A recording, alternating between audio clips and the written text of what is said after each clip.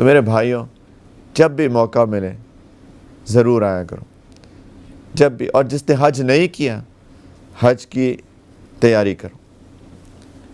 لوگ نمازوں کی بات تو کرتے ہیں، نماز پڑھا کرو.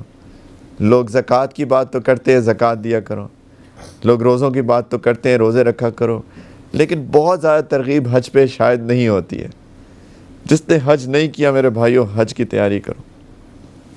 کچھ کہتے ہیں نہیں میرے پاس تو مال ہی نہیں ہے، میرے پاس مال ہی نہیں ہے، میری تو سیونگ ہی نہیں ہوتی، میں کیا حج کی تیاری کروں. بالکل قرضوں میں ڈوبا ہوں، بلکہ میری ایک پینی بھی سیونگ نہیں ہوتی، جو آتا ہے وہ جاتا ہے. سوچ رہے ہوں گے کچھ لوگ کیا حج کی تیاری کروں. پھر بھی کر لو. کیسے کریں؟ کچھ تو سیونگ کریں نا. اچھا مثال کے طور پہ آپ کی 5,000 درہم سیلری ہے مثال کے طور پہ، اور مثال کے طور پہ آپ کے 6,000 درہم خرچے ہیں. چلو مان لیا میں -1,000. ہاں 1 درہم بچا سکتے ہیں مہینے کا. ایک چوئنگم کم کھا لیں، ایک چوئنگم کم کھا لیں، ایک کینڈی کم کھا لیں، 1 درہم تو بچا سکتے ہیں کہ نہیں؟ بتا دیں میرے بھائی. سب بچا سکتے ہیں. کچھ بھی ہو آپ کی 1 درہم بچا لیں، کہیں نہ کہیں سے کم کر دیں. 1 درہم، 30 دن میں 1 روٹی کم کھا لیں، 1 درہم بچا لیں اور اس کو کہیں رکھ دیں کہ یا اللہ یہ میری سیونگ ہے حج کے لیے. اپنی طلب تو دکھا دیں نا. اور پھر ہاتھ اٹھا کے اللہ سے مانگے اللہ میرے تو بس میں کچھ نہیں ہے، میں تو یہ کر سکتا تھا، یہ میں نے کر دیا. کرنے والی ذات تو آپ کی ہے. دیکھیں ہم لوگ نا زبان کے بولنے کی عادت ہمیں بہت ہے، کرنے عمل میں آتے ہیں تو ہم عمل نہیں کرتے ہیں.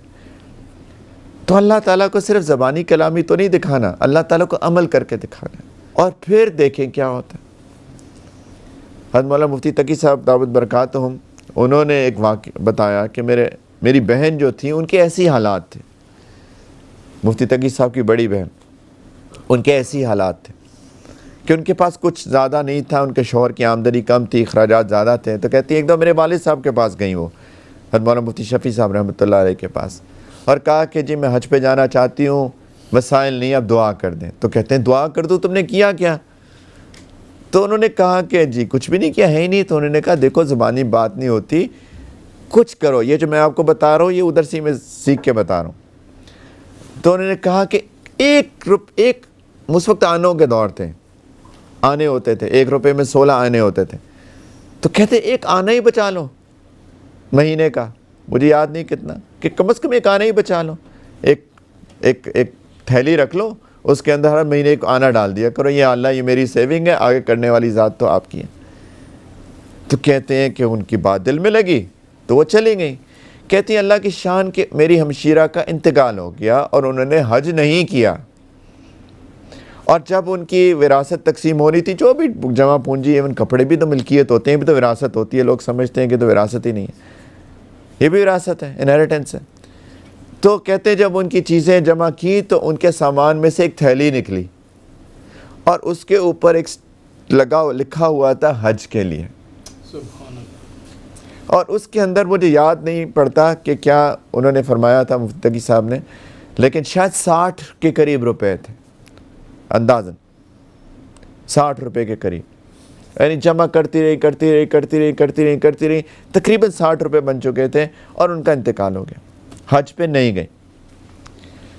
تو کہتے ہیں کہ جب میرے والد صاحب کو وہ دیکھی انہوں نے تو ان کی آنکھوں میں آنسو آ گئے اور انہوں نے کہا کہ 60 روپے سے پاکستان سے تو حج پہ بندہ بھیجنا حج بدل کے لیے ممکن نہیں تھا، لیکن اگر مکہ میں کوئی رہ رہا ہو تو وہ یہیں پہ حج کر لے تو وہ 60 اس کے لیے ٹھیک تھے.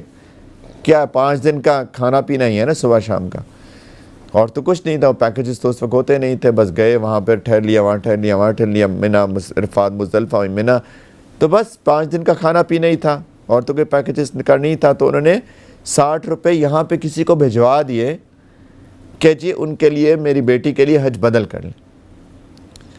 تو کہتے ہیں کہ اس 9 ذوالحجہ کو میرے والد صاحب کو خواب آیا کہ انہوں نے میری ہمشیرہ کو، میری بہن کو جبل رحمت پہ چڑھتے دیکھا.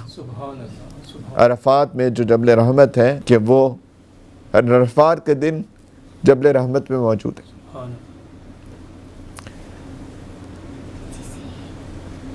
قبول تو اللہ کے ساتھ کرنے والی ہے. کچھ لوگ حج کرتے ہیں ان کا قبول نہیں ہوتا, اور کبھی طلب کے ساتھ, سچی طلب کے ساتھ کوشش کر کے, دعائیں کر کے, تڑپ کے اللہ سے مانگتا ہے, تو کیا پتہ اللہ اس کے حج کے بغیر ہی اس کا حج قبول کرنا.